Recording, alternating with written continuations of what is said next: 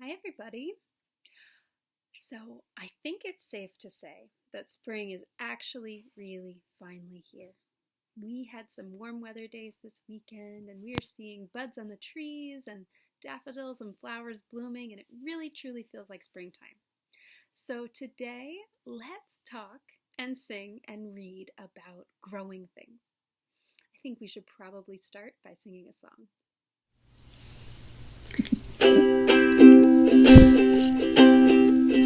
Inch by inch, row by row, gonna make this garden grow. All we need is a rake and a hoe and a piece of fertile ground. Inch by inch, row by row, someone bless these seeds I sow. Someone warm them from below till the rain comes tumbling down. Pulling weeds, picking stones, we are made of dreams and bones. Feel the need to grow my own as the time is clear at hand. Grain for grain, sun and rain, find my way in nature's chain. Tune my body and my brain to the music of the land. Inch by inch, row by row, gonna make this garden grow. All it takes is a rake and a hoe and a piece of fertile ground. So I wanted to show you what is growing at my house. We started planting some seeds about 3 weeks ago, I think, and I want to show you what they look like so far. So these are our seeds, and they're downstairs in the basement right now where it's pretty warm and dry, and they're under a special light that kind of pretends to be like the sunshine and helps them grow when they're just getting started. So all of these seeds started at the same time, and you can see that they are growing at different rates. So this is my arugula, which is my favorite salad green to eat. And this is a mix of things for salad. And here we have some spinach and some more arugula, some kale, and right here we have some little beets. And you can see that the beets have taken a little bit longer to get started. Some of them are just sprouting. Some of them haven't sprouted yet at all. So I'm noticing that the plants grow at different rates, at different speeds. And I would say that most of these little plants are about 2 inches tall, and they're just growing inch by inch by inch. Once the weather gets warmer, we will take them outside and we will plant them into the warm, fertile soil so that they can grow big and strong. But right now there's only one kind of plant planted out in the garden, and I'm going to show you what it is. Out here in the garden at this early springtime, we just have one kind of plant growing. These are going to be peas. We planted these probably 3 weeks ago as well, and even though we have had snow and cold nights and frost, these peas are still growing. They're able to stay strong even in the cold. They have these cages near them so that when they start to reach their tendrils up, they have something to hold on to, because peas are vine plants. And soon they'll grow delicious, sweet peas for us to eat in the early summer. Even though we have so many beautiful vegetable plants that are just starting to sprout in our garden, the plants that I'm probably most excited about are not plants that we're going to eat. I've been watching the leaves of these lilac bushes start from little tiny buds for weeks now, and as the leaves get bigger and bigger, we can see that the flower buds are starting to appear. In just a few weeks, these flower buds are going to open up into purple and white flowers that have one of my favorite smells in the whole world. And I'm very excited because, as you can see, these lilac bushes are big and they're going to make flowers all around us. And for that, I just can't wait. Hey, Mom. Will you tell us a little bit about the plants that you have growing in the kitchen? Well, these are plants that have grown from food that we bought from our groceries. So it all started when I went to get an onion, and I noticed that it was starting to grow a little bit out the top, and I thought I might just put it in some water, and these roots have grown. And this has been going on for a couple of weeks. I keep cutting down these greens and they just keep on growing back. It's amazing. So there's that one. Here's another one that we started. The roots are getting very long. Yes, this one's getting more roots than tops. I so noticed we'll see how that goes. And then the same thing's happening here with some green onions and another purple onion. So we use them for our salads or our quesadillas or anything we want. Yum. And then this is a beetroot that we enjoyed. And we just kept the little nub after we cut up the beet. And we put it into this little pan of water here. Probably a little too much. And now it's growing and we're going to have nice beet greens. So when we put that in there, it was just the little brown round part, right? It was just this little flat part of the beet. It wasn't the pointy part at the bottom. That's where the root goes down. But it was just the little flat part where the leaves grow out the top. And it's sending up leaves. It is. Inch by inch. Well, I have some friends who are interested in the things that I'm noticing, and they have science journals. And I have a science journal too, and I'll show you mine. And it's got a little picture of a magnifying glass and a little pot with a seedling started. And my first entry was, I wonder if you can recognize it. I know what that is. It was about my onion. I noticed that you really drew all the little parts. I see the roots and I see the shoots and I see that purple onion. What kinds of things would someone put in their science journal? The next thing I might put in my science journal are some little shells, because I saw a shell of a robin's egg on the ground. So I might draw a picture just showing the grass and some little blue pieces of shells. That's a sciencey thing I noticed. So it's all things that you're noticing. Mm-hmm. Well, thanks, Mom. I'm glad you stopped in. So I want to share a story with you as I'm thinking about the growing season and planting things and planting seeds. I want to share a story with you about what a difference planting seeds can make. And this is a true story.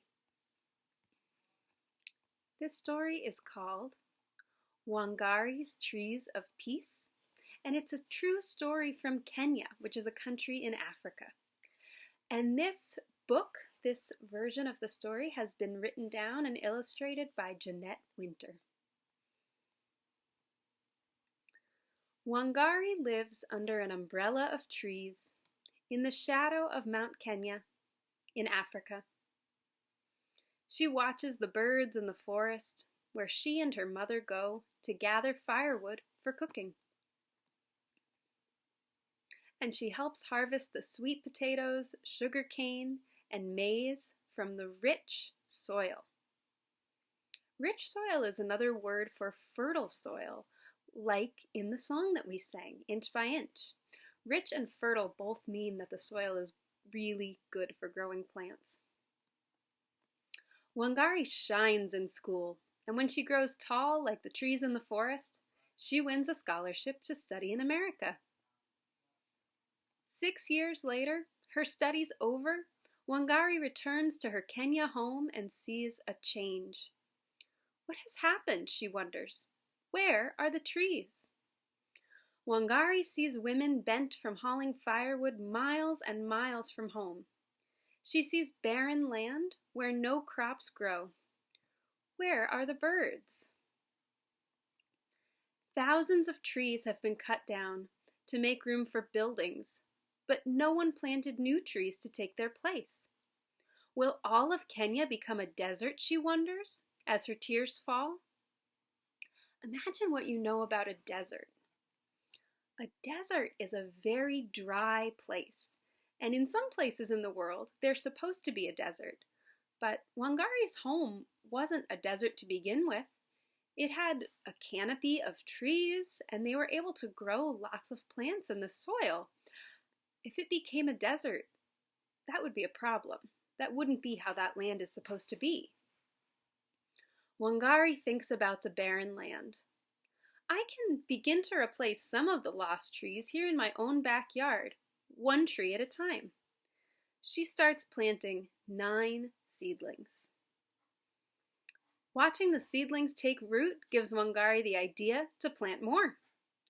To start a farm for baby trees, a nursery. In an open space, she plants row after row of tiny trees. Next, Wangari convinces the village women that planting trees is a good thing. She gives each one a seedling.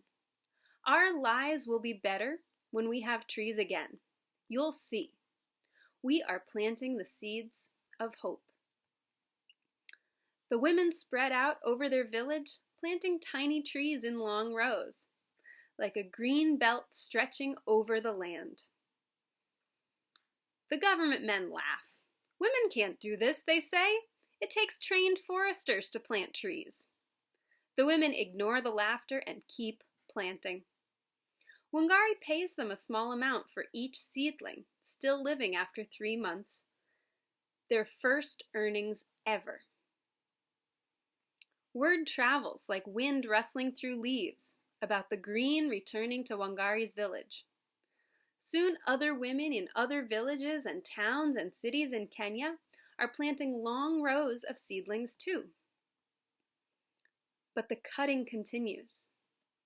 Wangari stands tall as an oak to protect the old trees still remaining. We need a park more than we need an office tower, she says. The government men disagree. Wangari blocks their way, so they hit her with clubs. They call her a troublemaker and put her in jail. And still she stands tall. Right is right, even if you're alone. This story is reminding me of other stories we know about where people break the rules and even maybe get in trouble sometimes because they know that the rules were wrong and the rules were not fair. Can you think of other examples of people in history breaking rules because the rules were not fair?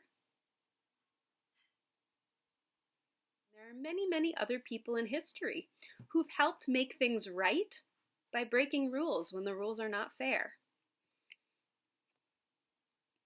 But Wangari is not alone. Talk of the trees spreads all over Africa, like ripples in Lake Victoria. More women hear the talk and plant even more seedlings in longer and longer rows. The seedlings take root and grow tall until there are over 30 million trees there where there were none. The umbrella of green in Kenya returns. Women walk tall, their backs straight, for now they can gather firewood closer to home. The land is no longer barren.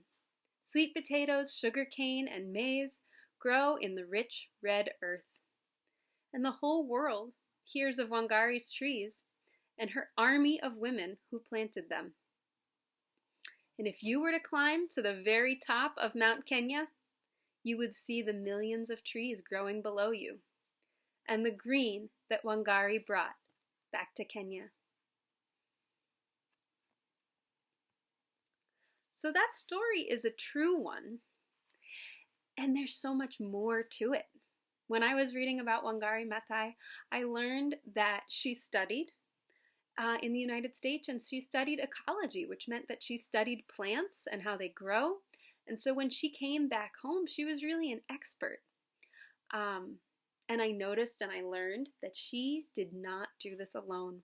She had huge groups of people, and especially huge groups of women, working together to make a huge difference by working together and talking together and having ideas together and planting those trees. So I thought that was a very inspiring story about planting seeds to make some real change. And if you would like to learn more about Wangari Maathai, there is a link to another book that tells you much, much more information about this important person. Well, I want to share with you a song And this is a little song about growing a little seed. This is a song by a person named Woody Guthrie, who has written a lot of famous songs, and also by his son Arlo Guthrie. And I've changed a few of the words. I've added a few silly words of my own, and I've changed a few funny parts. While I'm singing this song, I want you to see if you can make a picture in your mind of all the different things that are happening to this little seed. You're going to hear some silly words in this song, and I hope that you might even sing along, and you might even dance along. You might hear Tookie Tookie Tookie. Can you say that? Tookie Tookie Tookie. You might hear Rooty Tooty Tooty. You might hear Looky Looky Looky. You might even hear Doodle Doodle Doodle. Will you sing and dance with me? All right, here we go. I take my little hoe, dig a hole in the ground. I take my little seed and I plant it on down. Tookie, tookie, tookie, tookie tied alone. We'll all dance around and see my little seed grow. Tookie, tookie, tookie, tookie tied alone. We'll all dance around while my little seed grows. The rain, it came and it washed my ground. I thought my little seed was going to drown. Well, I waded right in and I carried my seed and I planted it again on some higher ground. Rooty tooty tooty, Rooty right alone. We'll all dance around while my little seed grows. Rooty tooty tooty, Rooty righty-o. Let's all dance around while my little seed grows. The sun got hot and the ground got dry. I thought my little seed would burn up and die. I carried some water from a watering well, and I said, little seed, you can drink your fill. Well, looty, looty, looty, looty, light alone. We'll all dance around while my little seed grows. And looky, looky, looky, looky, lighty low. Let's all dance around while my little seed grows. Well, the rain, it rained, and the wind, it blew, and my little seed grew, and it grew, and it grew. It grew up a flower, and the petals opened wide, and it drank in the rain and the morning sunshine. Well, doodle, doodle, doodle, doodle-i-o. We'll all dance around while my little seed grows. Tookie, tookie, tookie, tookie tied alone. Let's all dance around while my little seed grows. I heard that singing and I saw that dancing. That was beautiful. Well, here's what I want you to do. I want you to go back and I want you to listen to that song again, and this time draw it. You can get a pencil and a piece of paper or a marker or anything you can use to draw, and I want you to draw a picture of what is happening to that little seed in that song. Have fun drawing.